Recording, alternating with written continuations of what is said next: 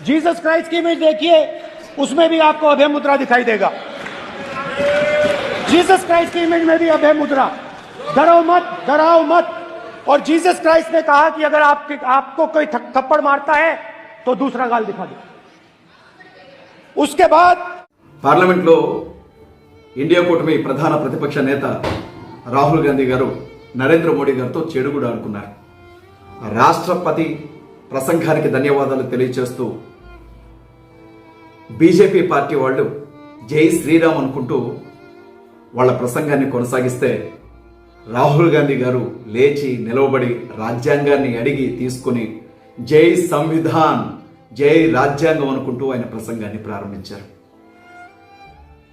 దాదాపు ఒక బలమైన ప్రతిపక్ష నేత, దేశ పరిస్థితుల మీద మంచి అవగాహన ఉన్నటువంటి ఒక నాయకుడు, ప్రజలందరినీ సమానంగా చూడగలిగినటువంటి మనస్తత్వం కలిగినటువంటి ఒక వ్యక్తి జరుగుతున్నటువంటి విధ్వంసాన్ని చూసి పార్లమెంట్లో గర్జిస్తే ఎలా ఉంటుందో రాహుల్ గాంధీ గారి ప్రసంగం అలా ఉంది. నిన్న యేసుక్రీస్తు ప్రభు ఫోటోను రాహుల్ గాంధీ గారు బీజేపీ పార్లమెంటు సభ్యులందరికీ చూపిస్తూ టరోమత్ పేరుతో ఒక ప్రసంగాన్ని చేశారు. యేసుక్రీస్తు ప్రభు కుడి చెంప మీద కొడితే ఎడమ చెంపను చూపించండి, ఎడమ చెంప మీద కొడితే కుడి చెంపను చూపించండి, కానీ ఎవరికి భయపడకండి, ఎవరిని భయపెట్టకండి అని చెప్పాడు. అది క్రీస్తు బోధ సారాంశం అని చెప్పాడు. యేసుక్రీస్తు ప్రభువుని గురించి నోటుకొచ్చినట్లుగా మాట్లాడుతున్నటువంటి మతోన్మాదులు, బైబిల్ గ్రంథాలను నిర్దాక్షిణ్యంగా తగలబెడుతున్నటువంటి ఉన్మాదులు,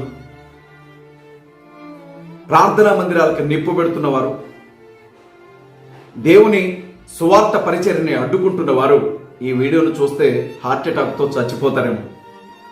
పార్లమెంట్ వేదికగా ఆర్ఎస్ఎస్ మీద, విశ్వ హిందూ పరిషత్ మీద, బజరంగ్ దళ్ మీద, భారతీయ జనతా పార్టీ మీద పదునైన ఆయుధాల కంటే పదునెక్కిన వాస్తవాలను సంధించారు రాహుల్ గాంధీ గారు. శివుడు ఫోటోను కూడా ఆయన చూపించారు. నేను శివుణ్ణి పూజిస్తాను, శివుణ్ణి ఆరాధిస్తాను, కానీ శివుణ్ణి మాత్రం రాజకీయాల్లోనికి రానివ్వను, శివుణ్ణి రాజకీయాల్లోనికి తీసుకురాను అని చెప్పాడు.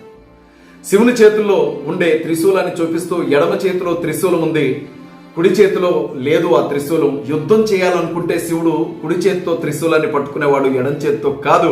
ఆయన కూడా శాంతినే బోధించాడు. కానీ ఇవాళ రాముడు పేరు చెప్పి మీరు దేశాన్ని రావణ కాష్టంగా మార్చారు అని సూటిగా మాట్లాడాడు నరేంద్ర మోడీతో.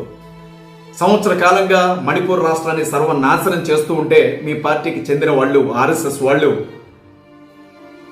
అక్కడ ప్రార్థనా మందిరాలను తగలబెట్టారు, ఇళ్లు తగలబెట్టారు, అనేక మంది ప్రాణాలను తీశారు, ఆడబిడ్డల్ని నడి రోడ్డు మీద నగ్నంగా ఊరేగించారు, ఎంతో మంది ఆ రాష్ట్రాన్ని వదిలిపెట్టి వలస వెళ్లిపోయారు.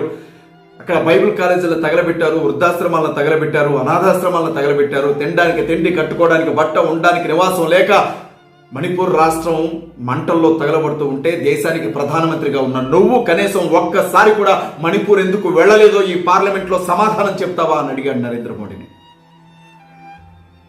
హిందుత్వం పేరుతో దేశంలో ఉండే క్రైస్తవుల్ని, ముస్లింస్ని, దళితుల్ని, గిరిజనుల్ని నాశనం చేస్తున్నారు అని అన్నప్పుడు హిందువులందరూ కూడా ఉగ్రవాదులు అంటావా అని ఎదురు తిరిగారు ప్రధానమంత్రి నరేంద్ర మోడీ, అమిత్ షా గారు, మిగిలిన భారతీయ జనతా పార్టీ పార్లమెంట్ సభ్యులు. అయితే నరేంద్ర మోడీ ఒక్కడే హిందువు కాదు, అమిత్ షా అంటే మొత్తం హిందువులు కాదు, ఆర్ఎస్ఎస్ అంటే మొత్తం హిందువులు కాదు, విశ్వ హిందూ పరిషత్ అంటే మొత్తం హిందువులు కాదు, బజరంగ్ దళ్ అంటే మొత్తం హిందువులు కాదు.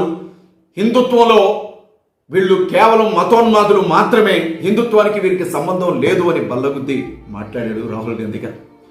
రాముడి ఆలయాన్ని కట్టి ప్రజలను మభ్యపెట్టి ఓట్లు అడుగుదామని వెళితే అయోధ్యలో ఉండే ప్రజలు బీజేపీ పళ్ళు రాలగొట్టారని, రాముని గుడి కట్టిన స్థలంలో బీజేపీ ఎంపీ అభ్యర్థిని ఓడించి ఒక వెనకబడిన కులానికి చెందిన వ్యక్తిని గెలిపించారని ఆ వ్యక్తిని నిలవబెట్టి షేక్ హ్యాండ్ ఇచ్చి గుండెలకు అద్దుకున్నాడు. సీతమ్మ తల్లి జన్మస్థలంలో కూడా బీజేపీ అభ్యర్థి రాజకీయం చేయాలని చూస్తే అక్కడ కూడా బీజేపీ వాళ్ళను ఓడించారు ప్రజలు. బీజేపీ మతతత్వ రాజకీయాలను కనిపెడుతున్నారు ప్రజలు, కనిపెట్టారు ప్రజలు అన్నాడు రాహుల్ గాంధీ గారు.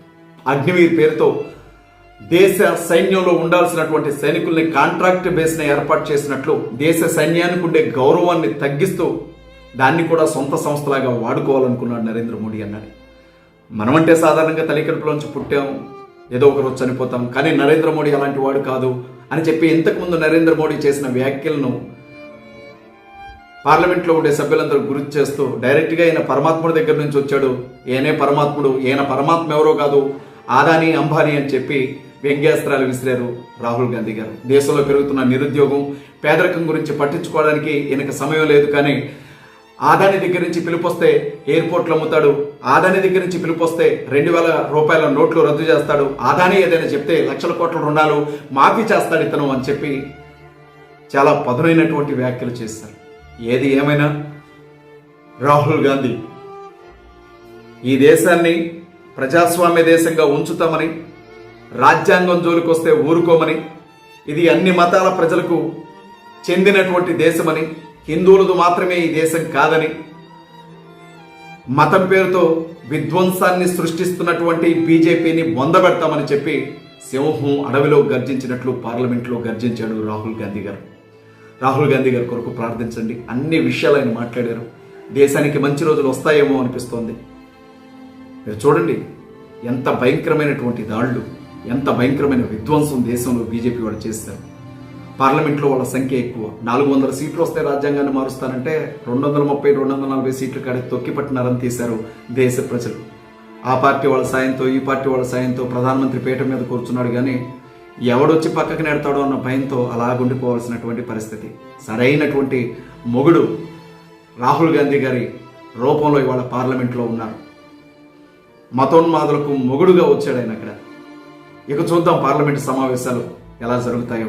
ఏది ఏమైనా రాహుల్ గాంధీ గారికి మేలు కలగాలని, ఈ దేశానికి అలాంటి వ్యక్తిత్వం ఉన్న వ్యక్తి భవిష్యత్ ప్రధానిగా ఉండాలని నేను కూడా కోరుకుంటున్నాను.